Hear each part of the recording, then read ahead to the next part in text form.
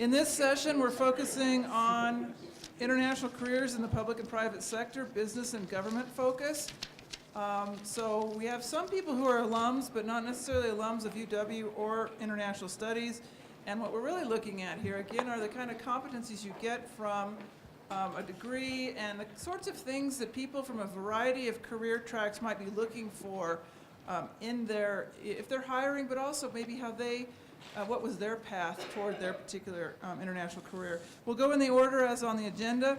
We'll start with Scott Harris, who's formerly with Lockheed Martin, the U.S. Department of Defense, and the Senate Majority Staff. We'll proceed to Marc Northam, who's currently the Director of the School of Energy Resources, but had quite a career with Saudi Aramco and Mobil International.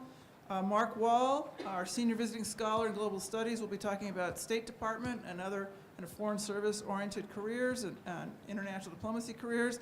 And then Don Rudasul, who has worked extensively and still works in the area of international economic development and foreign aid products. So would you lead us off, Scott?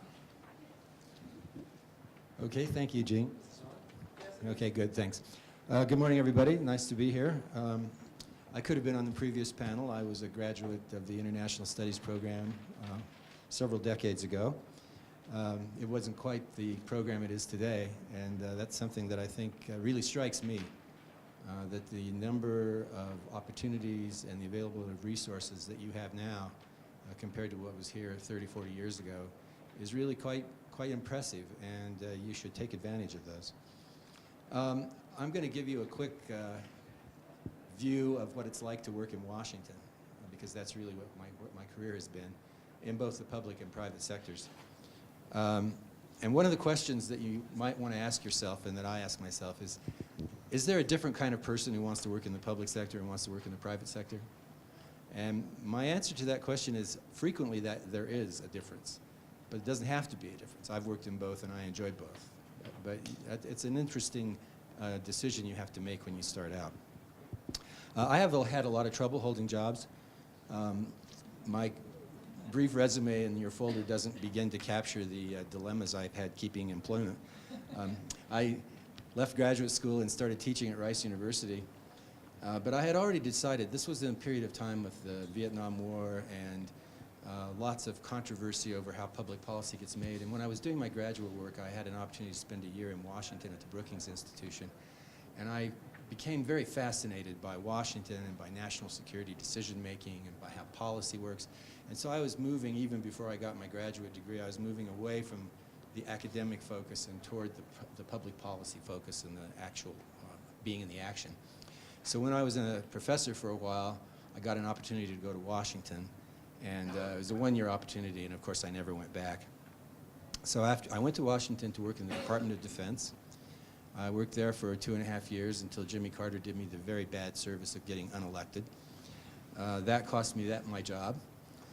So I was pinning my fate to politics. I got a job on Capitol Hill and worked there for a few years.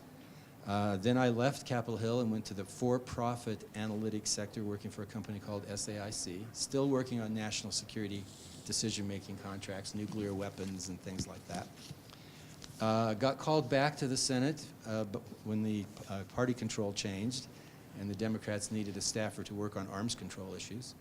So I went back to the Senate to help work on the ratification of the INF Treaty, and very fortunately, from my point of view, to work on the Treaty on German Unification. After a while longer there in the Senate Majority Leader's office, I decided that I couldn't do that for the rest of my life, so I went to RAND Corporation, where your speaker yesterday, Dick Solomon, is now. And I helped run the Washington office of RAND for a while, and then I got called back into government. So I went back into the Defense Department and was Special Assistant to the Secretary, running the Defense Department on a daily basis. Basically, I was Chief of Staff. And after 3 years of that, or actually 2 years of that, found an opportunity in the private sector, and I went to Lockheed Martin. And then for the first time, instead of having kind of a Washington policy career, I had a private sector career.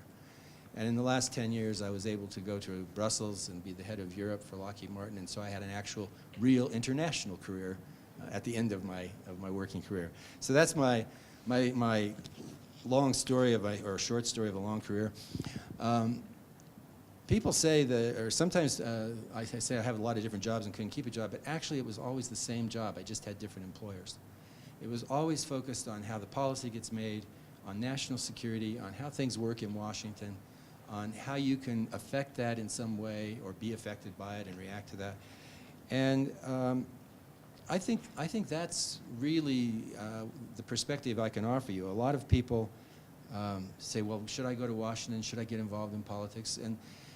And the answer to that question is, it really depends on how much risk you can tolerate. It depends on how much you like politics. It depends on whether you feel like you want to be involved in these decisions that go on. But you also have to be realistic, because mainly you're working a job, you're not making policy. A few people get lucky and they rise to the top and they get to have a little impact on policy. But for many of us, it's working as a staffer or working as a regular bureaucrat or a regular business person, where you're just trying to do your job. I think my training in international studies and political science was very helpful for what I wanted to do, because I really cared about national security and how the government works. I still do. I mean, I still write about those things.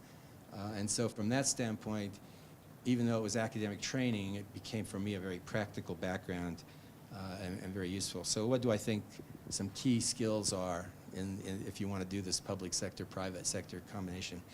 I think ability to do good analysis is absolutely essential. You have to be able to take data or take events, take facts, and put them together and analyze them and explain them, which implies also good writing and good communications.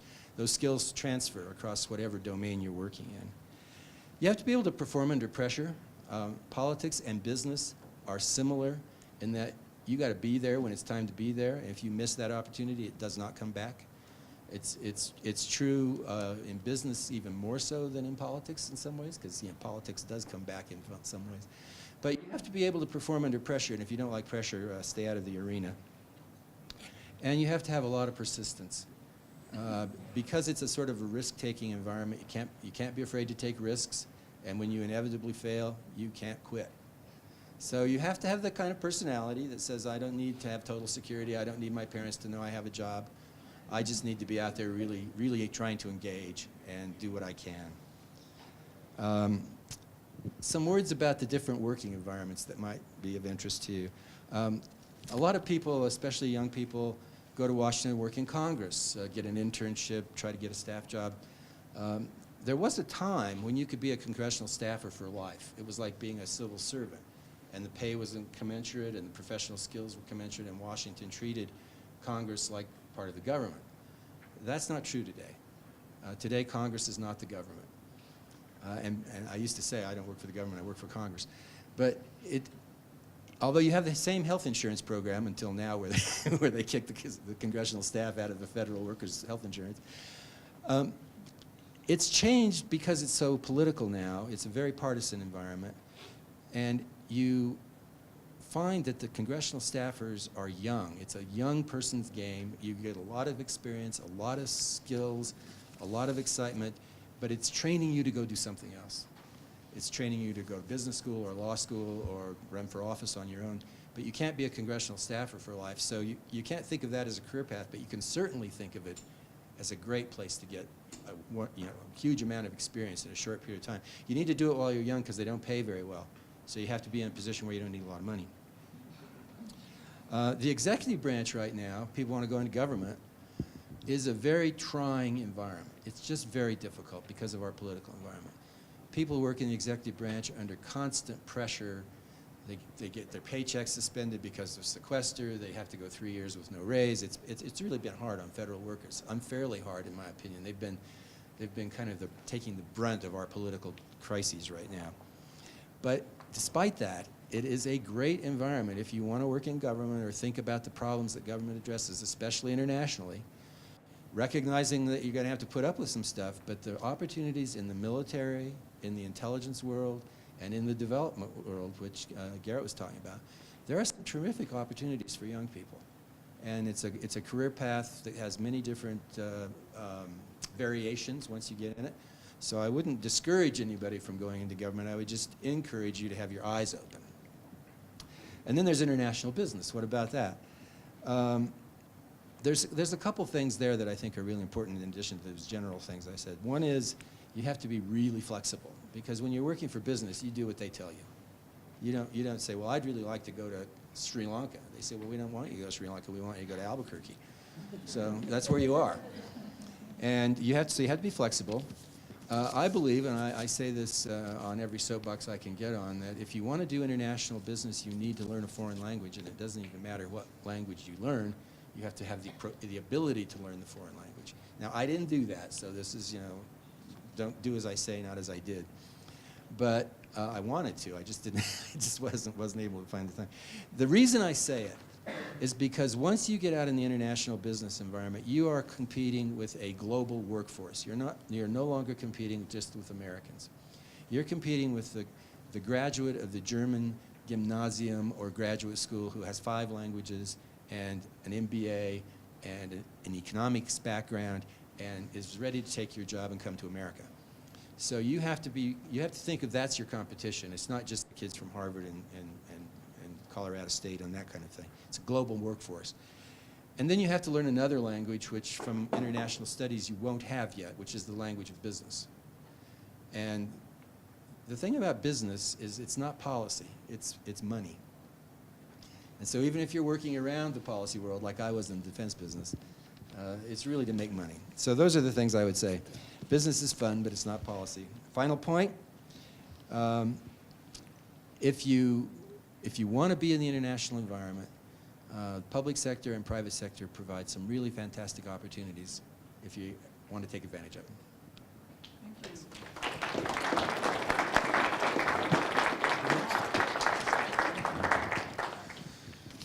Okay, I'm kind of the odd man out up here. I didn't go to UW, but there's some similarities. I grew up in a very rural community, a community where most of the citizens thought that international travel meant traveling from Virginia to North Carolina. I'm also not the best example here. I'm kind of a bad example of how to plan for an international career.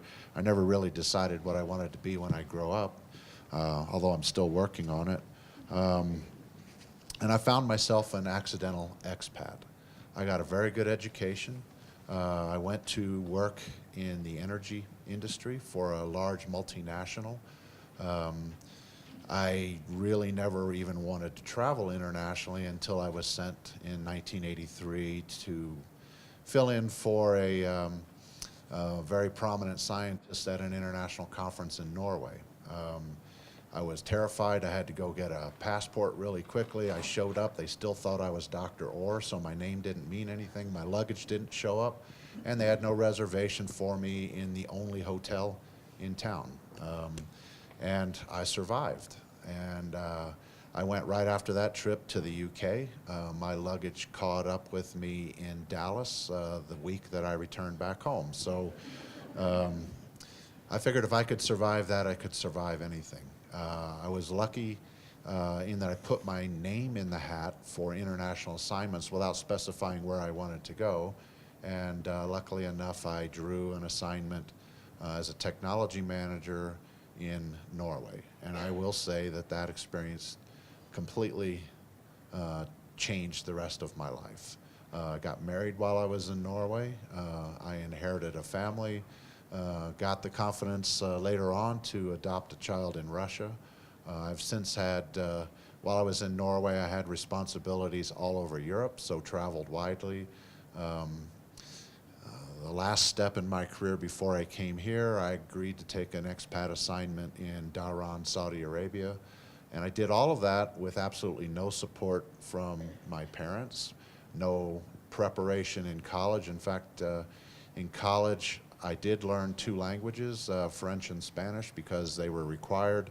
And I thought I had enrolled in an international studies course when I took a required British literature class.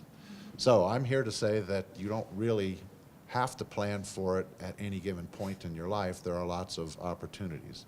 The main thing that worked for me was having an open mind and having an excellent education that was in an area that had lots of opportunities overseas.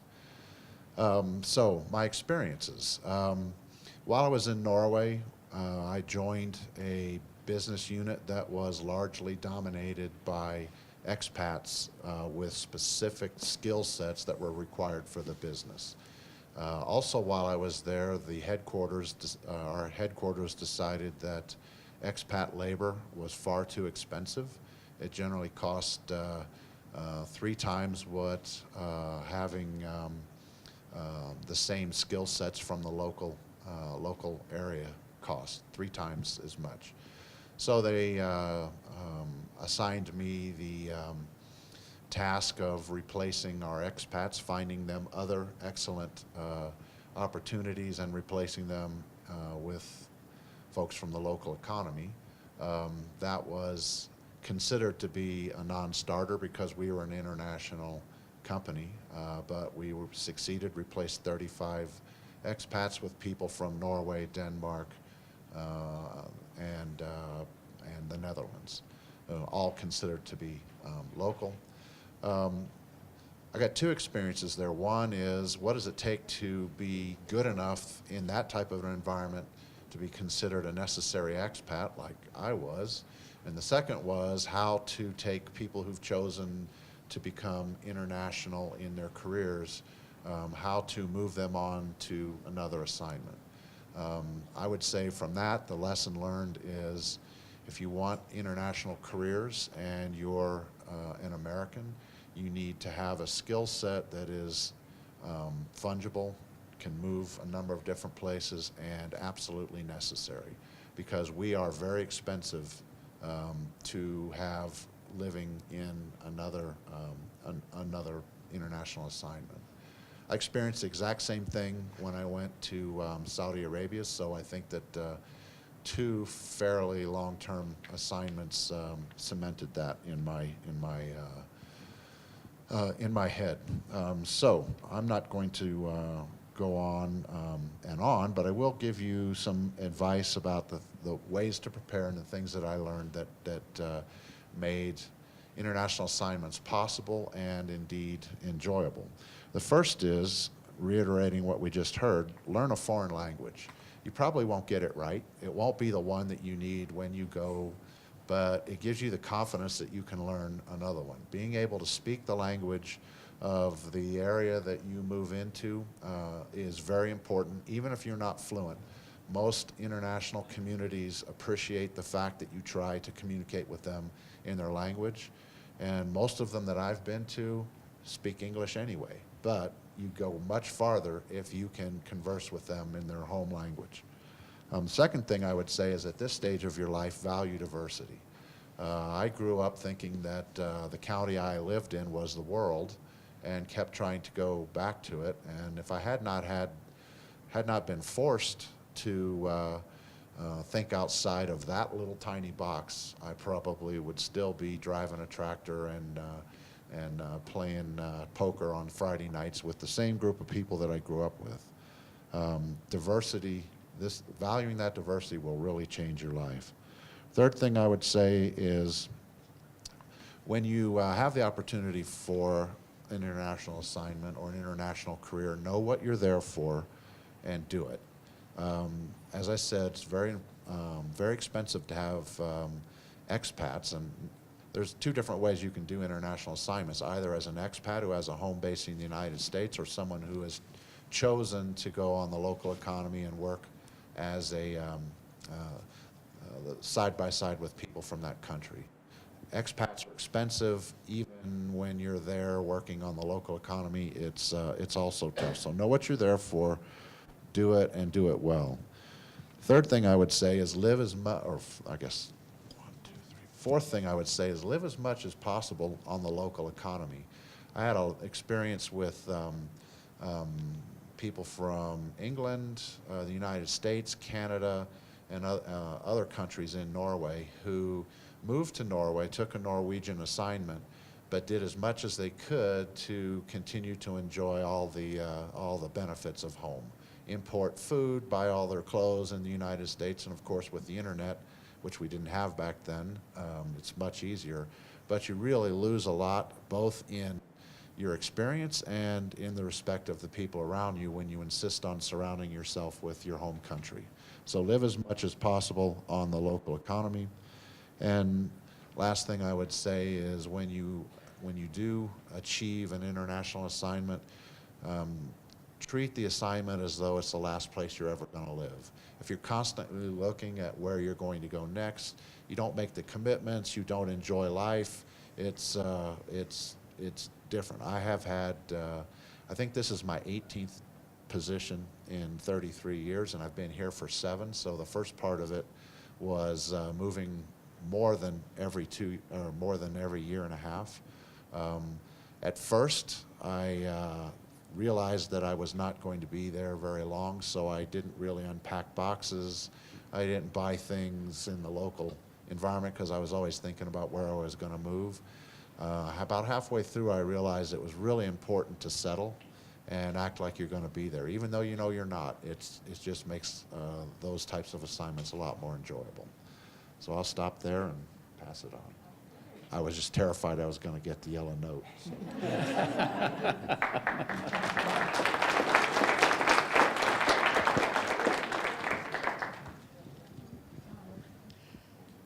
Thank you, Gene. I'm Marc Wall. I'm the senior visiting scholar in global studies at the university for this academic year. I came to the university after many years as a professional diplomat. I was a U.S. Foreign Service officer. I got into that line of work. I came, having come out of an undergraduate program with a degree in history. Wasn't sure at the time if I wanted to go to law school or carry on with in graduate studies, so I ended up going into a master's program in international affairs. I had recalled the stories I heard from my father about his career as a naval officer and the many places he'd seen. I read George Kennan's memoirs, and I took the Foreign Service test. I passed it, and by the fall after I graduated, I was in the Foreign Service, and the rest is history. I have lived in 7 different countries, several in Africa, including as the U.S. ambassador to Chad. I had assignments in Iraq, also in China, in Taiwan, and Japan. I had several assignments in Washington along the way. I've worked for 3 or 4 different U.S. government agencies. I've had several teaching assignments or fellowships. I worked briefly for a U.S. congressional commission. I also had assignments in New York City, and before coming to Wyoming, I was the foreign policy advisor with the U.S. military based in Honolulu, Hawaii. So I want to focus on the U.S. State Department's Foreign Service, but keep in mind that many other government agencies have their own foreign services. Certainly U.S. Agency for International Development, also Agriculture and Commerce and Treasury, and even others have their foreign services. Also, many U.S. government agencies have civil service positions devoted to international affairs. So the U.S. State Department is not the only way to go, but that's what I'll focus on. The U.S. Foreign Service is the main diplomatic arm of the U.S. government. We staff the 240 or 260 some odd embassies and consulates and missions around the world. We often also staff many of the positions in the U.S. State Department in Washington. Something like 8,000 Foreign Service officers plus 5,000 Foreign Service specialists. It's a very simple matter on paper to get in. You need to be 21 years old. You need to be available to live and work pretty much anywhere in the world. And you need to pass the test. I should say that a Foreign Service career really isn't for everyone. If you want to make a lot of money, don't join the Foreign Service. You'll do well, but you're not going to make a fortune. It's not for you if you like to do one thing pretty much in one place, because that's not going to happen in this kind of career. You need to be not too uncomfortable working in a large organization, especially if you're working in Washington. You may feel very frustrated by the huge bureaucracy, but you got to get used to that. You shouldn't join the Foreign Service if you're uncomfortable living in strange places. You need to be, you're not cut out for the Foreign Service if you're not comfortable with working with people. And if you're not comfortable with foreign languages, it's not for you either. But a Foreign Service career is for you, I would say, if you're interested in public policy, in public service, if you like to live in new places, if you like to travel, if you're interested in foreign languages and learning about foreign cultures, if you like surprises, and if you're ready to constantly being required to learn new skills. It's a good career for you if you're interested in learning how the U.S. government works and maybe making a contribution to some of the policy made in Washington. It's a good career for you as well if you're interested in serving your country, and also if you're interested in contributing at least in some small ways to the making of foreign policy and especially in the carrying out of American diplomacy. As for what you can do to prepare for yourself, I'd say first, get out and see the world, travel, take opportunities for study abroad. It doesn't really matter, frankly, what you study, but it does matter that you get a good, solid grounding in some discipline. Often that's one of the social sciences, but not necessarily. Many Foreign Service officers come into their careers with backgrounds in law or teaching or journalism or what have you. Learn to write. This is one career where writing is a skill that is very highly valued. Become familiar with world events. I'm always amazed at the end of the day how many copies of the New York Times are sitting around this campus that no one has picked up. Read the Times, read The Economist, read Foreign Affairs, learn about the world and kind of get your own thoughts about what the main issues are and what U.S. policy should be with respect to those issues. Get work experience, preferably overseas work experience. The Peace Corps is good for this. Internships, the State Department's internship program is one good way to see if you have a liking for this kind of work and that kind of career.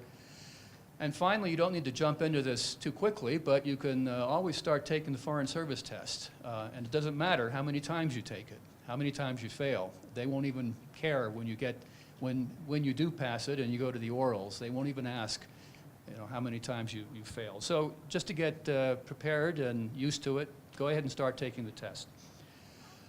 For more information, go to a website, careers.state.gov. That will tell you pretty much everything you need to know. You can, there's some books that are quite relevant. Nick Kralev's book on the America's Other Army. Another book called Inside Foreign Embassies is a good one. The State Department under Hillary Clinton came out with their quadriennial diplomacy and development review in 2010. That gives you a very, very good overview of the priorities and the changes taking place in the State Department. Contact the diplomat in residence. The State Department has diplomats in residence covering the whole country. The one who comes to Wyoming periodically is based in New Mexico. You can find that contact information on the website. And finally, you can come talk to me. I'm on campus. I have office hours. You can find me in the Outlook. So drop by and we can talk about it. Thanks.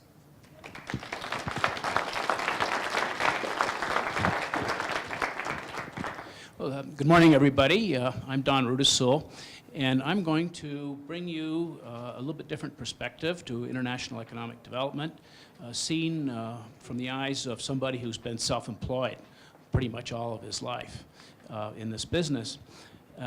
And I have also some experience in the private sector, which I'll discuss. I think what I'd like to do is explain a little bit about my background and how I became the Indiana Jones of accounting.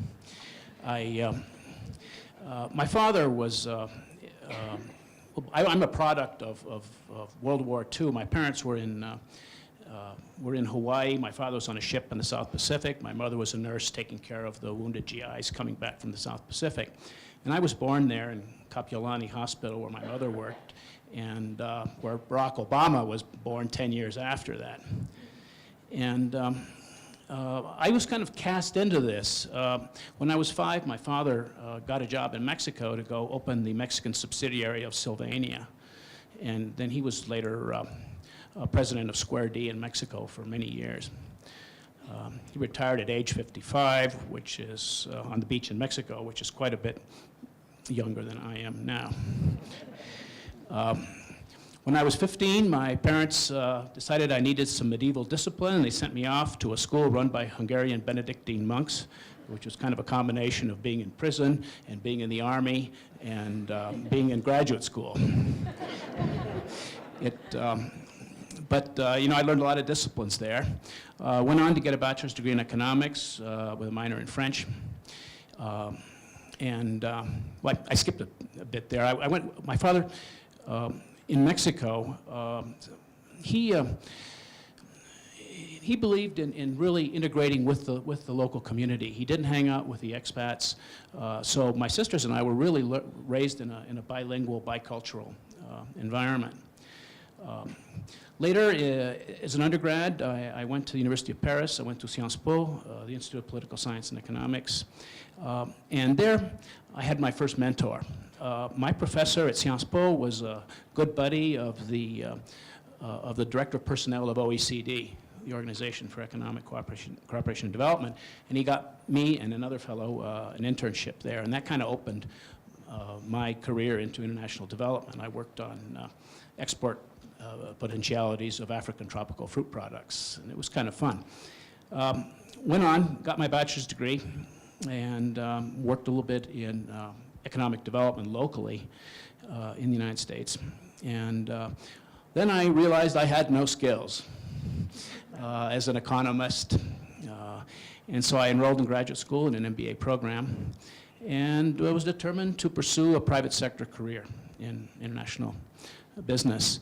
I got every young man's and woman's dream job, flying around the world, one country per month, doing operational and financial audits. And the company I was with, Bristol Myers Squibb, was handled the whole world out of New York, and that's not true with a lot of companies. Some have regionalized audits, so they do Europe out of Brussels and Latin America out of Mexico City, things like that. So it was just so stimulating, and what we learned from that, you're 25 years old, and you go into a company and you find some problems, and you write them up, and you put it in your audit report, and then you face management to defend your findings. And believe me, you come in there right out of college, right out of graduate school, and some old toad who's been there for 30 years, and you're criticizing his operation, and he'll get up in that meeting and say, you know, you young whippersnapper, what do you know about this? And it affects their careers. They could, you know, lose a promotion because of what you wrote in the audit report. And I kind of gained the reputation of being the auditor from hell, because I just started to derive pleasure from that. It was a lot of fun. And then one day I was doing a job in Mexico City, and I was sitting with the controller for Central America, finance director and controller, a Mexican fellow, and he said, you know, I'm fed up with this company, I'm out of here. So I flew back to New York, and I told the international controller, I said, you know, the controller's going to quit next week. He didn't know about it, and he ran around for about a week trying to figure out who's going to do the budget. It's time to do the budget. And then he showed up in my office and said, you're the new controller. And a week later or so, I was on a flight to Mexico City. And I did that for a few years. It was kind of grueling. I'd get on a plane, fly to Guatemala, then I'd go to Honduras, and then I'd go to Nicaragua, Costa Rica, Panama, and then I'd go back to Mexico City and start all over again for several years. And one morning I just woke up and had some sort of an epiphany and said, you know, I'm not going to spend the rest of my life promoting the sales of Herbal Essence shampoo. It just isn't meaningful. And so I quit and I started my own consulting business and had a really kind of dull start to it. I was doing the yogurt and cottage cheese budget at Foremost McKesson in San Francisco. And it really wasn't stimulating at all. But then one day my neighbor was a Colombian woman who did bilingual education evaluations programs, USAID primarily. And she said, hey, I'll send your resume off to Washington and let's see what happens. And that's where I got my second mentor. Is a man named Jack Sullivan. He was a USAID administrator for Asia for some years. And he became my mentor for 30 years. In fact, we went to Armenia together just a couple years ago. And that really changed my life. And so I started to travel. My first assignment was kind of interesting. The Congress had put this project in Mali in their crosshairs. There was $15 million that couldn't be accounted for, and so they tried to hire a consultant to come in and fix it. So this guy, they hire him, and he gets on a plane, he ends up in Bamako, and he takes one look around and gets back on the plane. And so about 6 months later, I get recruited. And I go and I spent about 5 months up in the desert working on this failed integrated rural development project in a city called Mopti, which is about 100 miles south of Timbuktu. 100 hard miles if you try to drive it. I finally went back and I told the ambassador that it couldn't be saved because various reasons in terms of the will to control the financial aspects of the project. So I leave, and I went to Honduras, and there was one guy left behind, and he was one of these guys that got his PhD in, I don't know, like dry lands agronomy or something, or post-harvest technology. He went to the desert, never came back. But he had to come into Bamako once a month to get his per diem. And so he's in this hotel one day, and the phone rings, and the Malian desk officer there says, there's a lady here to see you. And he said, I'm not expecting any visitors, so find out who she is. So he calls back and he says, she says her name is Diane, and she really wants to talk to you right away. So he gets in the elevator, comes down, the elevator doors open, there's bright lights, it's Diane Sawyer at 60 Minutes. And she wants him to explain where the $15 million of taxpayer funds went. And he didn't really know anything. I was the one who knew everything. And when it later aired, the program, this was in 1983, when it finally aired, they didn't even scratch the surface of what had gone on in that place, even though they made such a big expose about it. Am I almost done? Oh my gosh.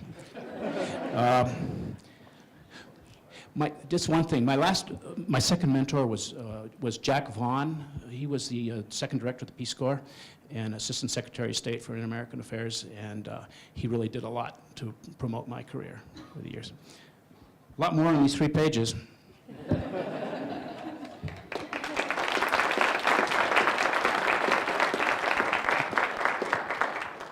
So maybe there's a lot of food for thought here. Who'd like to pose a question?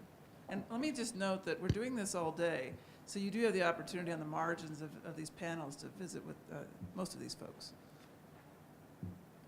Yeah. Please wait for the mic.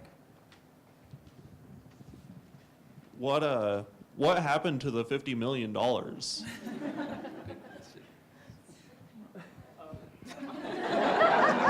Maybe the short answer on what happened to it. I hired 4 Malian consultants who had been trained by the World Bank in Paris, who were auditors and accountants, and they were very good, and we spent about 5 or 6 weeks up in the desert trying to figure out what happened. When I showed up, I asked the controller, I said, well, why aren't there any financial statements? And he says, well, we don't know how to do a closing. And so I said, well, that's easy, I'll show you. Let's just get the ledgers and I'll show you how to do a closing. And he said, well, really, there's a problem with the ledgers. And he said, well, some animals got in and they ate the ledgers. This is really true. And so I said, I mean, there's nothing left. I want to see the ledgers. And sure enough, there were big holes in the ledgers and ragged pages. What had happened was there was a giant termite mound, and they had gotten in. And, well, the story goes on, but I'll open it to other questions.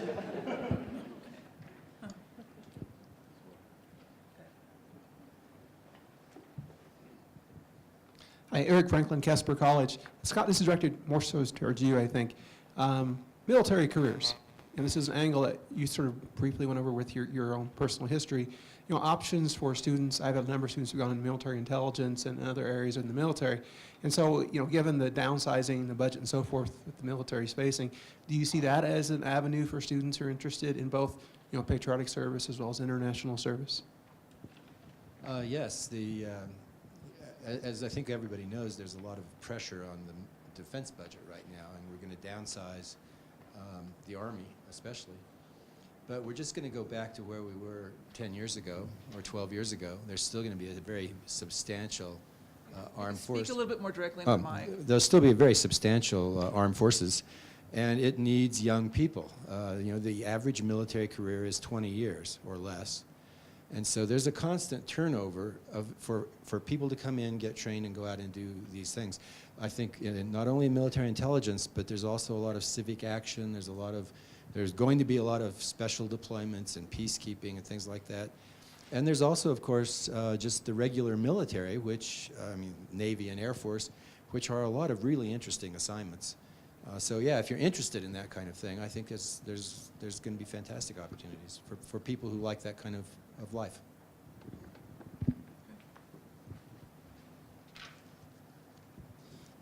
Could you talk about your experiences raising your families when you're in an international career?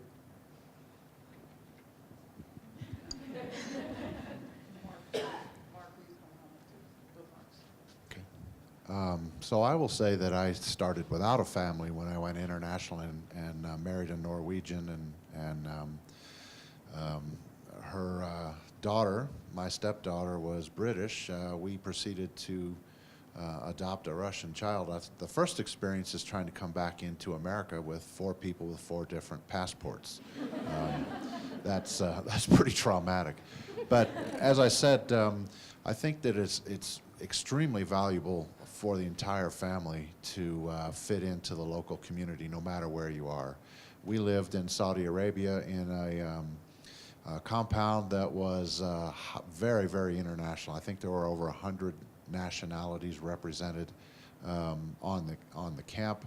We had access to everything we needed on camp, to where, you know, you could even get Bluebell ice cream from Texas if you wanted it, but chose to do most of our shopping and things in Khobar, which was the closest town to Dhahran. And I think that the best part of that is the part that I said about value diversity. My kids are comfortable anywhere because we demonstrated to them that these different countries, which are very different, have all of the same, you have access to most of the same things that you have, that you need, and I would just say that it was a richly or a highly enriching way to raise a family. You can have a Speak foreign... into it more directly, please. You can have a foreign service career and raise a family. It's a little trickier now than it used to be because we have so many missions in some rather dangerous parts of the world.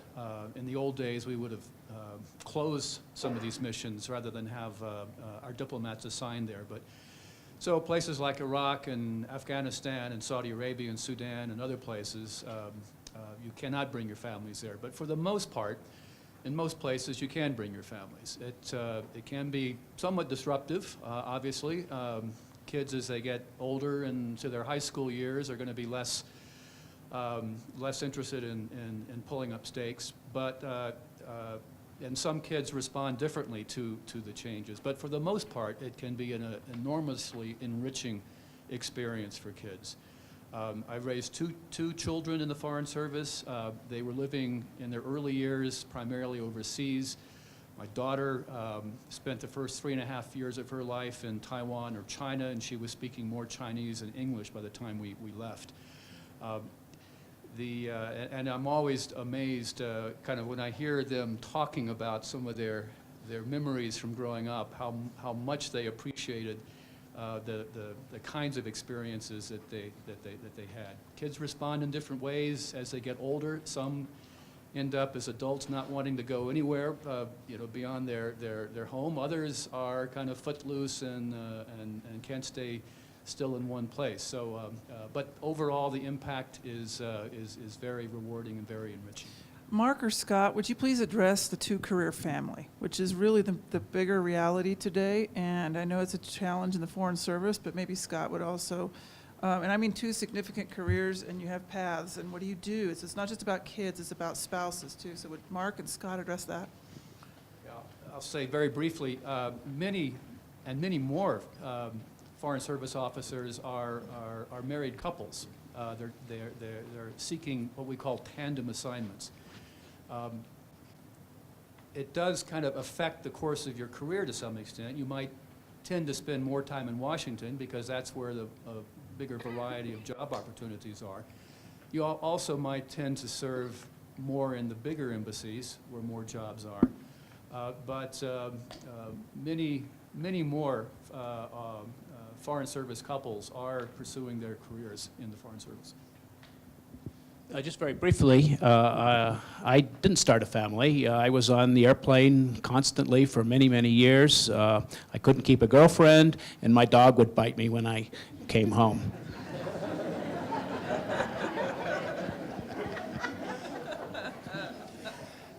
This is a difficult subject to generalize about, but I would say that in senior executive positions in business, one spouse is going to have to make an adjustment, or else you'll separate, geographically separate so that people can pursue their separate careers.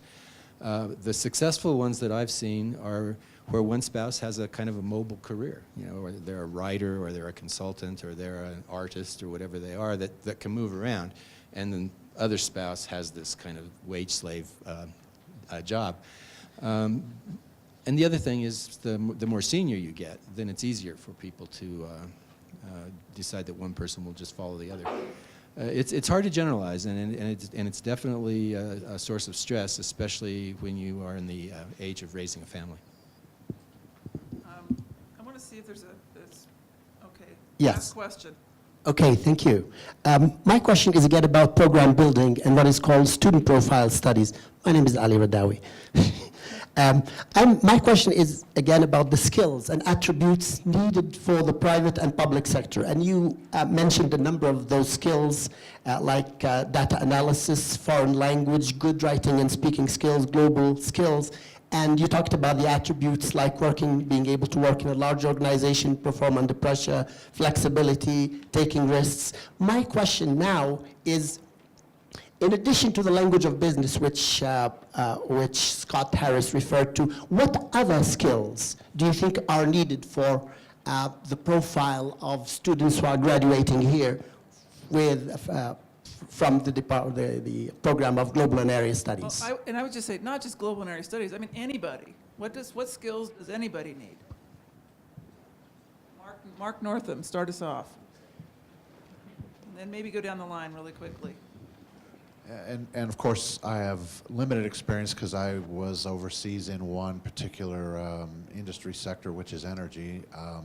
Outside of all of those things, which are all good qualities to have, in my experience, you need to be really good at something that they need in that economy. So when I moved to Norway, there were about 40 expats who all had skills that weren't available at the time in Norway. Norway has since caught up, so it's very difficult to take the same people and justify their existence in Norway. But there are probably 30 other countries right now that are in the same boat. So you know, the only thing that I could add is if you are good in a technical skill that is required in that economy as they build their economy, it's very easy to justify your presence there. Anybody else wants to comment? I recall former Undersecretary of State Elliot Richardson answering a question years after he served in the State Department, what he thought the best training was for a career in working in international politics. He said, study child psychology. George Shultz answered the same question, and he said the main thing is to get a good grounding in a disciplined way of thinking. It could be economics, it could be law, but learn how to think. So a versatile skill set where you're able to analyze problems, deal with new situations will always stand you in good stead. I'd just like to add the concept of horizontal skills versus vertical skills.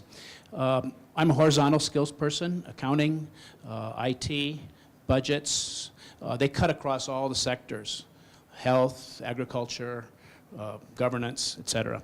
And then vertical skills are highly specialized skills, and that's where the transition has gone now in the market. The days of the generalist are gone, and now it's highly specific skills, civil engineers, people that know about governance, that sort of thing, that are very specific to a sector. Well, I think I would just add to all these skills that we've mentioned, which are all valuable. What I've seen of people who are successful in the international environment and people who are less successful, Americans who are less successful, is a sort of cultural sensitivity and an ability to understand that you're not in the American environment and that you're in an international environment. I think maybe it's less of an issue for young people today because you're in diverse environments all the time. But I saw so many American businessmen come into Europe, which is not even, Honduras, and screw up because they thought everybody was going to understand their language and be like Americans. So it's very important to have a cultural sensitivity in addition to all this other stuff. I'd like to close there. Please help me thank our panelists.